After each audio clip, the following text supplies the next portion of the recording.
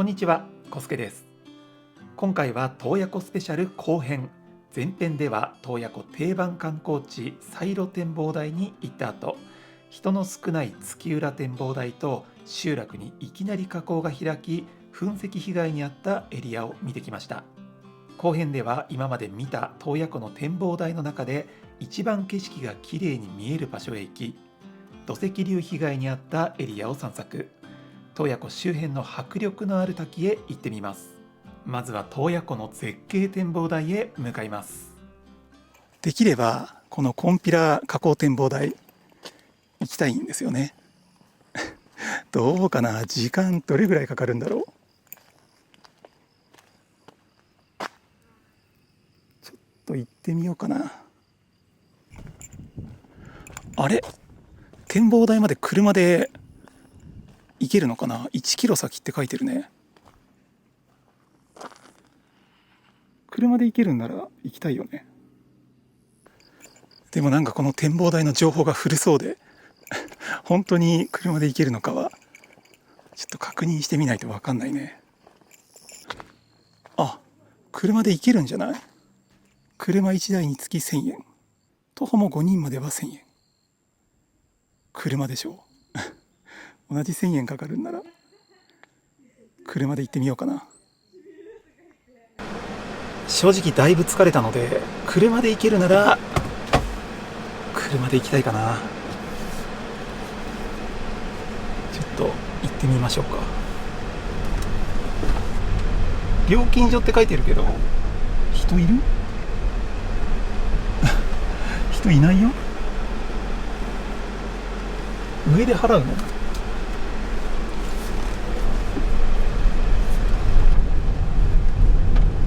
道はダートでございますが、ところどころアスファルトがあります。結構デコボ、あ、これいけないんじゃない。お腹こすりそうだよ。どうかな。あゴリっていった。大丈夫だよね。あっちこっちに駐車料金って書いてるんで。ただ道はかなり悪いので SUV の方がいいと思う。今まで走ったダートの中で一番道が悪いね。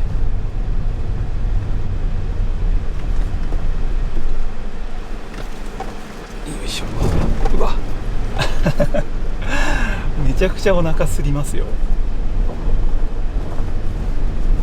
で、これまずいな。あ、料金所ここだ。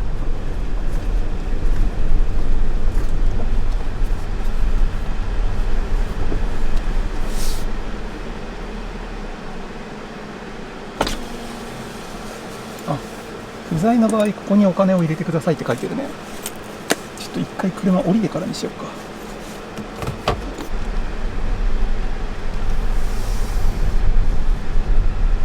わ、めっちゃ綺麗じゃん。ちょ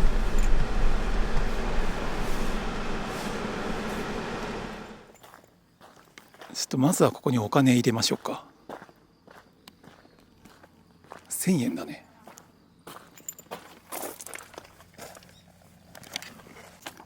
じゃあちょっと証拠に誰もいないけどね、1000円入れました。でお金も入れたので、さらに上に登りましょう。こっちも車で行けるっぽいよね。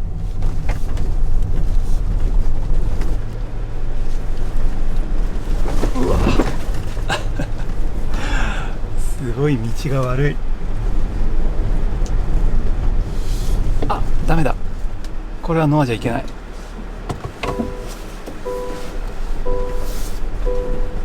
さっきの場所に車止めて歩いてこようかな。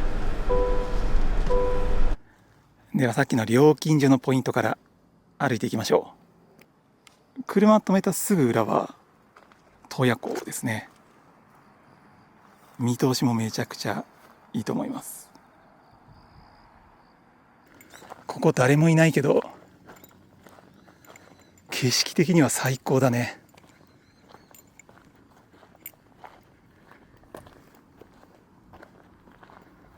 車で来れるし、1000円かかりますが人も少なく、上から洞爺湖を見下ろすことができます。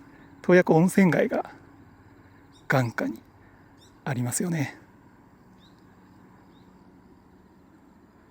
気持ちいいね。あっちに見えてるのは蝦夷富士羊蹄山ですね。ではもうちょっと登っていきましょうか。どこまで行けるのかな。さっきこれを見て僕ノアじゃいけないかなと思って引き返したんだよね。 SUV なら大丈夫じゃないでしょうかね。ここが金毘羅河口展望台だね。おお、すごい。洞爺湖こんなに綺麗に見通せる場所あるんだね。いや、ここはおすすめですよね。めちゃくちゃ綺麗に洞爺湖が見えます。金毘羅河口というくらいなので河口があった。これあれだね、お玉じゃない、お釜に似てるよね。蔵王のお釜。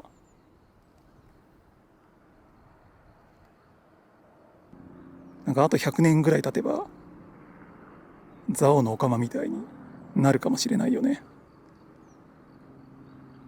なんかお釜みたいな河口の横に道かながあるよね。もしかすると本当道の真ん中にドーンって河口ができたのかもしれないね。いやー、でもこっからの眺めめちゃくちゃいいですね。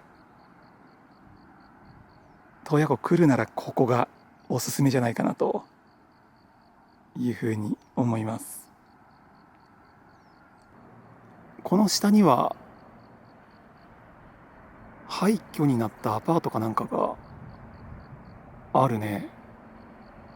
ですぐ向こうには洞爺湖の温泉街があります。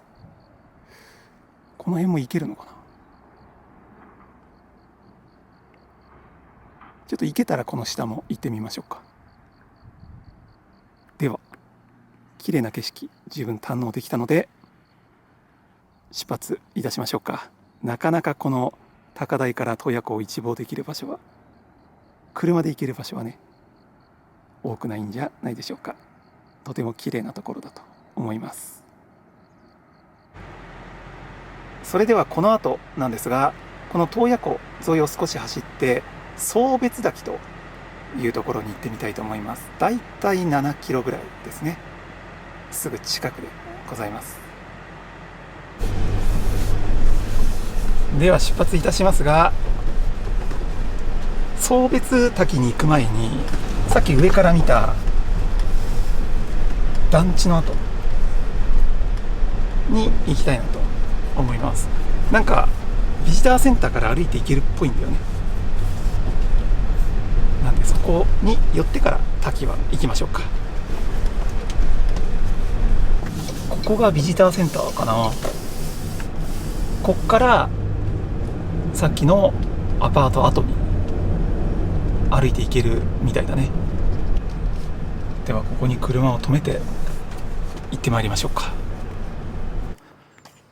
これが多分ビジターセンターだよね。あ、壁に太陽光パネルが貼ってある。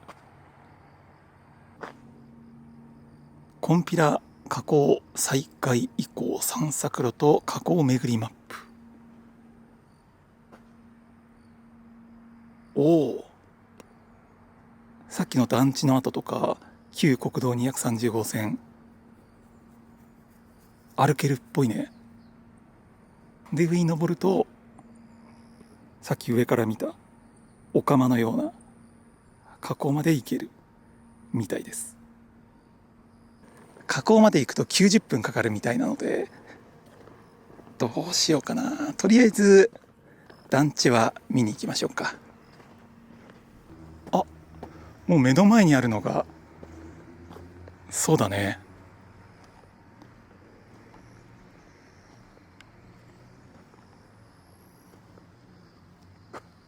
近くまで行けるのかな。あ、こっからマグマみたいなのがダーッと流れてきて、であの辺は埋まっちゃったんでしょうね。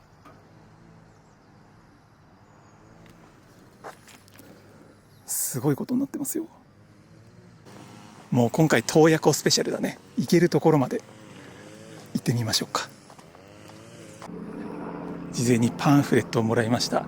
さっきのコンピラ山の河口までだいたい往復1時間、片道1時間弱ぐらいらしいですね。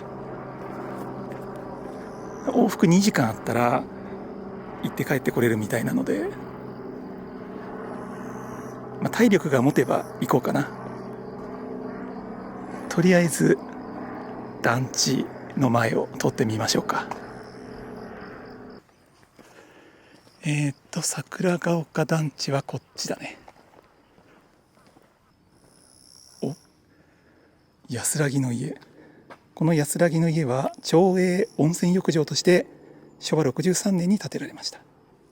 2000年噴火の前年に改修したばかりで、観光客も来ていたところみたいだね。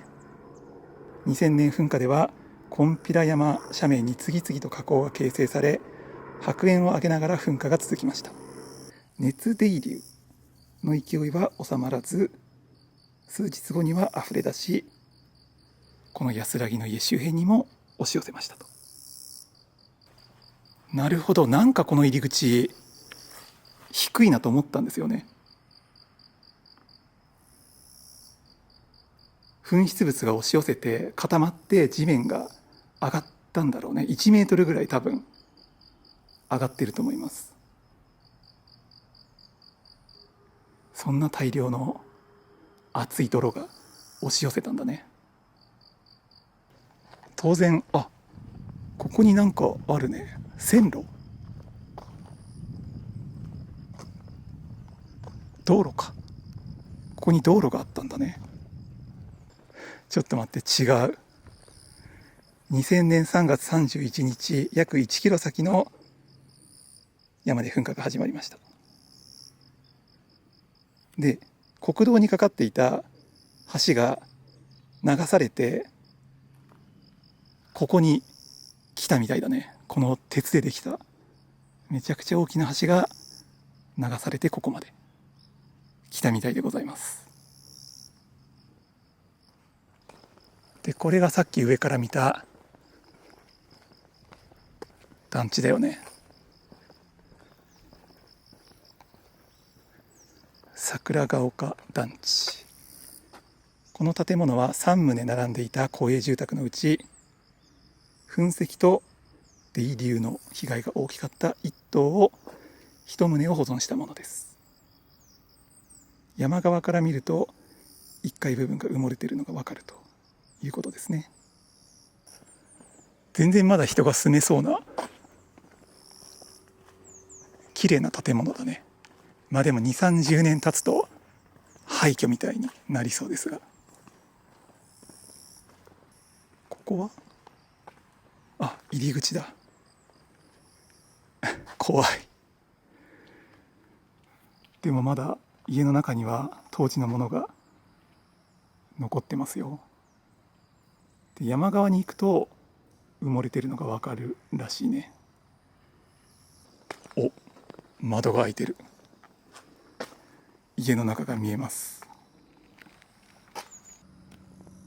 ここにも誰かが住んでいたんでしょうね。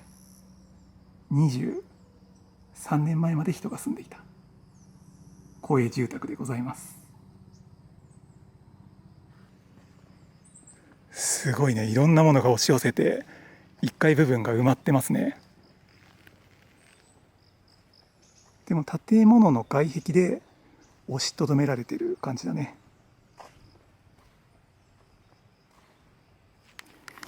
これ熱々の、23年前は熱々の泥みたいなのが流れてきたので、もし人がいたらアウトですよね。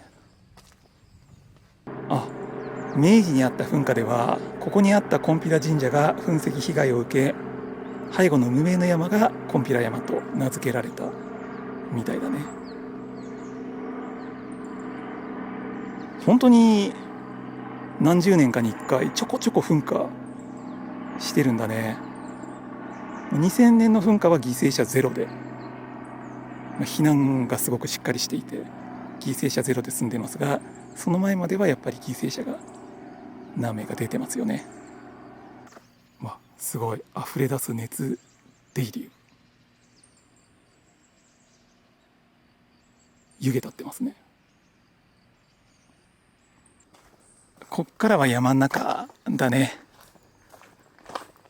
登って火口を目指しましょうか。さっき上から見たお釜のような火口を目指したいと思います。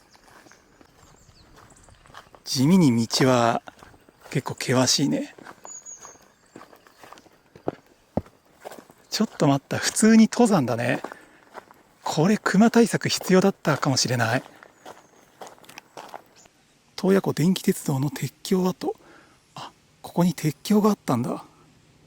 これが跡みたいです。当時はかなりしっかりした線路があったみたいだね。今は大自然山の中でございます。何にもないね。多分ここは旧国道230号線じゃないですか。ここを歩いて行けるんだね。当時のミラーも残ってますが、河口に行くにはここを登っていくみたいです。いや、しかし当時の国道がここにあったんですね。よし、じゃあ行こうか。こっからは普通に登山だね。30分ぐらい歩くのかな。有訓河口分岐点。多分これを見る限り、ここを左折すると河口かな。道はちょっと悪いですが行ってみましょうか。多分この先に河口があると思います。あそこから見えるのかな。さあどうだ。河口が見えた。疲れた。すごいね。溜まっている水はエメラルドグリーンかな。透明度は高くありませんが綺麗な色ですね。ここからは洞爺湖も羊蹄山も綺麗に見えます。じゃあもう一個の河口を目指しましょうか。すぐそばにあるみたいなんだよね。うわー、道がぐちゃぐちゃ。防水の靴の方がいいね。あれ、この地図を見る感じだとたまちゃん河口もう通り過ぎてるね。ちょっと戻ろうか。普通に電波があるので携帯使いましたね。やっぱちょっと戻るっぽいね。多分ここなんだ。もう草で河口が確認できないですが、多分この奥に河口があるっぽいね。そっか。というわけで終わりだね。これで終わりでございます。では戻りましょうか。多分ここ歩いていくと河口あるんだと思います。人が通った後あるもんね。ただロープがついてて本来は行っちゃダメな場所なんだよね。なのでやめておきましょう。じゃあ車まで一気に戻りましょうか。こっからは洞爺湖を見ながら下山できる感じかな。もう少し草木が枯れた秋の深まった季節に来るとより景色は綺麗に見えるんじゃないでしょうかね。ちなみにこの旧230号線からは5分ぐらいかな、すぐですね。登ったらすぐさっきの河口があって、で奥の河口までも10分かかんないぐらいだと思います。ようやく駐車場まで戻ってまいりました。せっかくなんでビジターセンターも寄っていきましょうか。あ、洞爺湖をはじめこんな感じだったんだ。で真ん中に中島ができて有珠山ができたんだね。で今はこんな感じになってると。これ昭和新山だよね。あ、ここにも書いてあるね。有珠山は20数年から50年の周期で噴火を繰り返してきました。こんな目の前で20年ちょっとおきぐらいに噴火が繰り返されてるみたいだね。住宅地のすぐ目の前ですよね。これは昭和の噴火だね。ほとんど今と変わらない街並みだと思います。でこっちが2000年の平成の噴火。令和の噴火は起きないといいですよね。では最後送別滝向かいましょうか。こっからだいたい7キロですね。洞爺湖沿いを走って行きたいと思います。では出発いたしましょう。でも洞爺湖1日じゃ全然回りきれないよね。今日朝から来てますがもう2時過ぎだよね。洞爺湖全部回ろうと思えば 2,3 日は滞在しないと難しいかもね。この辺を右に行くと昭和新山なんだよね。有珠山の隣にちょびっとできたすごい新しい山です。あ、見えてるね。正面に見えてるちょっとポコッとね岩肌が見えてる山が昭和新山で、この辺を登っていくと有珠山ロープウェイなんかもあるはずです。洞爺湖沿いをずっと走って気持ちいいね。でこの先にあるみたいなんだよね。ここの信号を左に入る。あ、ここだ。ほら送別滝って書いてますよ。滝まであと480メートル。ここが駐車場ですね。ここに車を止めて行ってきましょう。さあそれでは行きましょうか。かなり僕体力を消耗しているのであまり歩かなきゃいいけどね。送別滝入り口。お、すごい川めちゃくちゃ綺麗ですよ。魚とか泳いでそうだけどね。ヤマメというお魚は釣って楽しむものです。網タモなどを使って取るのはやめましょう。釣りはいいみたいですよ。やっぱりヤマメいるんだ。なんか滝がありそうな気配はありませんが、クマは出そうな気配めっちゃするね。で今まで河口の近く歩いてたからか暑かったんですけど、ここは太陽の光が遮られて涼しい。むしろちょっと肌寒いぐらいですね。いやー気持ちいいね。こんな気持ちいいところがあるとは。ここ紅葉の時期に来たら絶対気持ちいいと思う。あれだね。あれ思ってたよりも全然でかい。おお、これはめちゃくちゃ迫力ありますね。でこっから見たらわかると思うんですが、水しぶきがすごい濡れてますよね。おお気持ちいい。涼しいし滝がめちゃくちゃ迫力あります。すごい勢いで水が落ちてきてるね。それでは行きましょうか。ここ涼しくて、特に夏おすすめの観光スポットじゃないかなと思います。駐車場から5分ぐらいかな。もうすぐです。5分歩いたら滝に行けるんじゃないかなと思います。では何か食べに行きましょうか。では何を食べましょうか。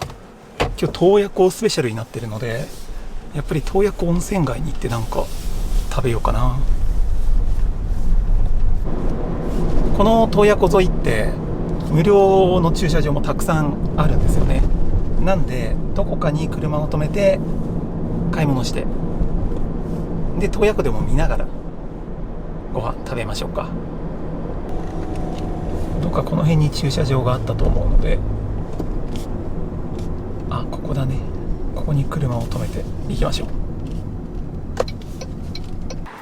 では行きましょうか。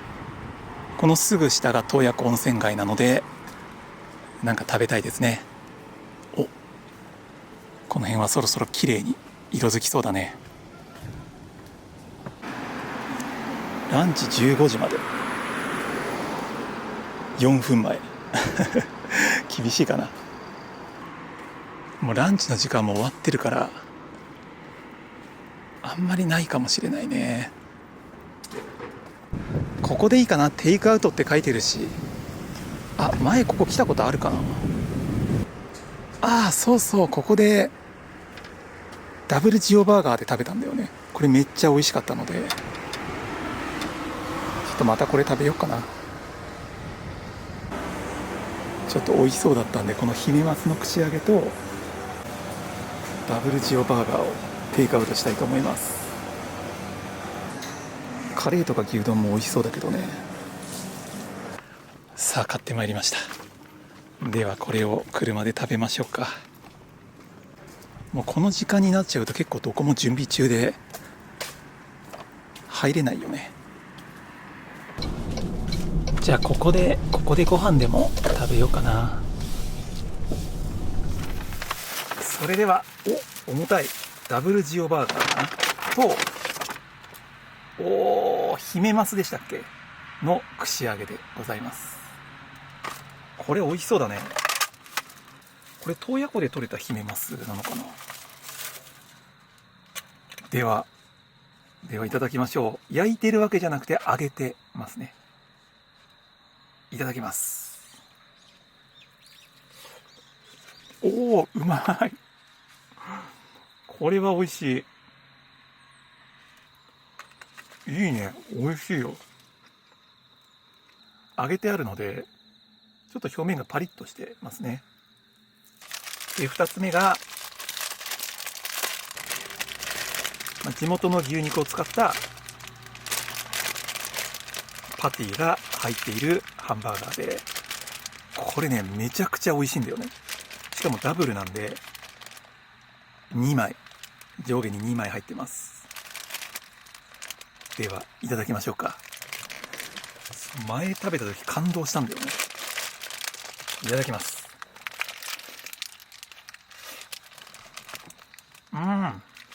これ990円かななんですよ。安いよね。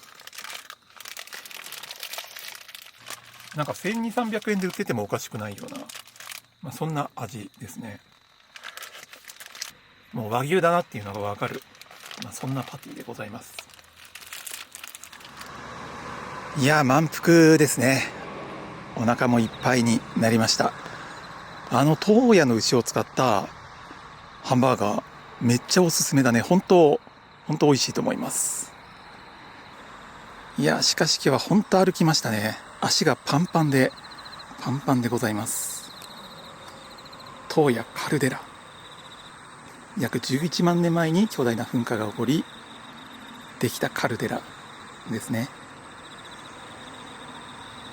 でその後に中島ができたと、ビジターセンターでも見ましたよね。